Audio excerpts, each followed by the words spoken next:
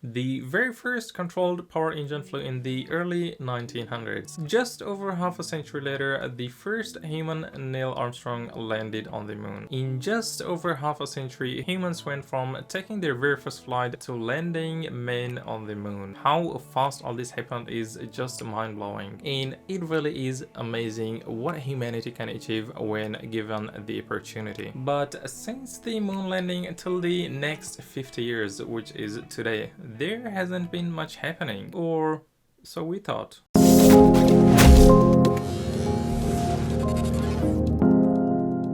Hello wonderful people, I hope you're all having a great week and happy 21st week of the 21st year. My name is Mansur and you're watching Positive Everyday. When we look at the night sky and watch the trillions of shiny tiny little dots in the sky, we often wonder what is out there in the vast and never-ending universe. Humans are creatures of wonder and curiosity, and this has been the reason where we are today. It took our species millions of years to discover the father of all inventions, the fire, and thus began the era of mankind. It took our species another hundreds of thousands of years before becoming civilized, and further tens of thousands of years before transitioning into the industrial and technological era in the mid-17th century. In just the last century, mankind has progressed more than going all the way back to the early stages of man's history. You thought that was shocking?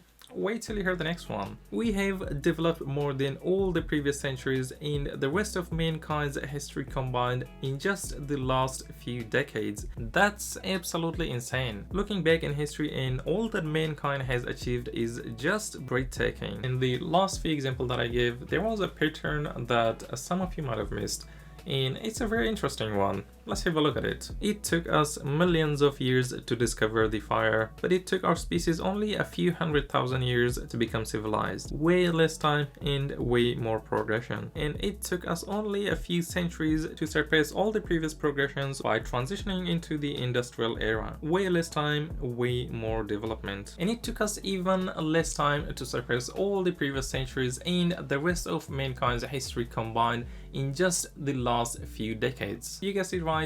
Way less time, way more progression. You see, it's the more we are getting developed, the faster our rate of innovation grows. And it's just the nature of all things. And the cycle repeats again and again and again. Some people might argue that at some point the rapid advancement will drop, but looking back at history and the available data, things are only growing faster and bigger every single day. And one of the biggest evolution that is already underway is artificial intelligence. The huge breakthroughs that could take place are a lot closer than most people realize. The moment that the problem of AI is solved and we have the recipe, or should I say the formula, the rate of innovation and development would significantly increase. The artificial intelligence would solve such huge problems and answer some of the biggest questions that have been baffling scientists and researchers for decades. All in all, the rate of advancement is only expected to rapidly increase in the coming years, and this has been the case with most of the things. However, after humans landed on the moon in 1969 till the early 21st century, there hasn't been much happening in terms of space exploration, which is with no doubt one of the most important part of humanity's journey. The whole universe awaits us out there and we have been just a little too afraid to take another step forward. This was the case. However, in early 2000s, the visionary Elon Musk asked the big question: what's next? I'd always been interested in space, but I didn't think there was anything that an individual could do in space. I mean, it seemed like the province of large governments. But I sort of started looking into it, and I went to the NASA website to find out when we're going to Mars. It seems like, obviously, that is the next thing after the moon. And I couldn't find anything. So I was like, wow, this just seems very strange. It was there that the idea of SpaceX was born, and later the formation of Space Exploration Company. Of course, there were many motives behind SpaceX. However, the ultimate goal was to put humans on another planet to ensure the continuation of consciousness. Elon Musk's grand plan is to put 1 million humans on the Mars. Let's just take there a second and let that sink in. It took two of the world's biggest nations with heavy fundings and decades of research and development and racing and pushing sacrificing themselves to put humans on the moon, and they barely managed to do it. So how is Elon Musk making such a huge statement of sending 1 million people to Mars all by himself and no promised fundings from the government? Pay close attention to this one. If something is important enough, you do it even if the odds are against you. And we have seen the best example of this from the man himself, Elon Musk, and now helping humanity take their next big step by ultimately becoming a multi-planetary species. So why do we want to send humans specifically to Mars? Unfortunately, our options for becoming a multi-planetary species in our solar system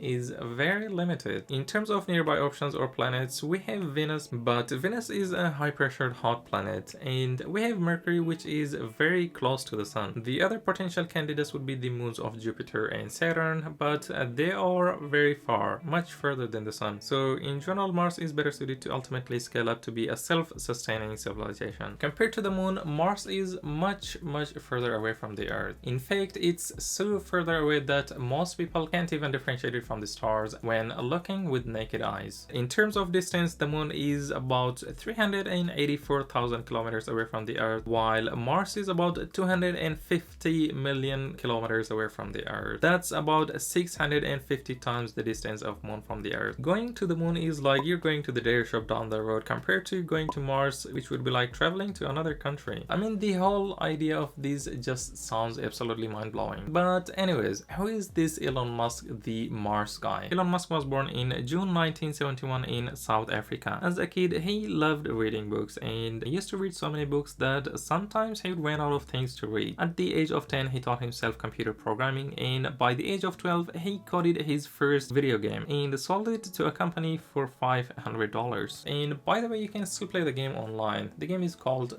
Blaster. At age 17, he moved to Canada, did his study there, and later moved to the US. Elon's empire began in 1999, which he and his brother sold their first company, Zip2, which made Elon Musk about $22 million.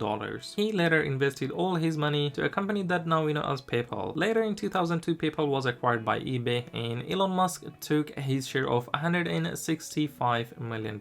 Then he used his money to start SpaceX and join Tesla. In early 2021, Elon Musk became the world's richest person, leaving behind Jeff Bezos when Tesla share price hit its peak of just a little over $900. A very nice quote from Elon Musk. When I asked what life is about, I came to a conclusion that what really matters is to find the right questions to ask. And the more we can increase the scope and scale of human consciousness, the better we are able to ask these questions. I couldn't agree more. So there are certain things to ensure for a better future, and some of these things are having a long-term sustainable energy and sustainable energy generation, and certainly to be a spacefaring civilization. For humanity's long-term survival, it's very crucial to be out there among the stars and be a multiplanetary species, and it's very exciting and motivating to think of a future that humans are out there among the stars. There can be two obvious futures. One where humans are forever confined to Earth, where eventually an extinction event happens, or another future where humans are out there across the solar system and even across the galaxy at some point. Obviously, the second version seems more interesting and inspiring, and I think it's very important that there needs to be a reason for people to get up in the morning. Life can't be just about solving problems, otherwise what's the point? There gotta be things that people find inspiring and make life worth living. Most people don't have any motives when getting up in the morning. It's just another day, just learning a little bit, just living a little bit, and that's absolutely fine. It'll come to you and you'll find it eventually. It's just a matter of time. But if you have found yours, let me know in the comments below what inspires you getting up in the morning and what do you think of the future. With that having said, guys, we've come to the end of our today's video, and if you did enjoy the video, make sure to leave a like and also subscribe to the channel if you don't want to miss our upcoming amazing contents. And if you've still been following me, you're amazing. Come hang out with me on Instagram, and you can also follow me on Twitter. Thanks again for watching. Remember, you're amazing, be positive every day, and I'll see you guys in the next video.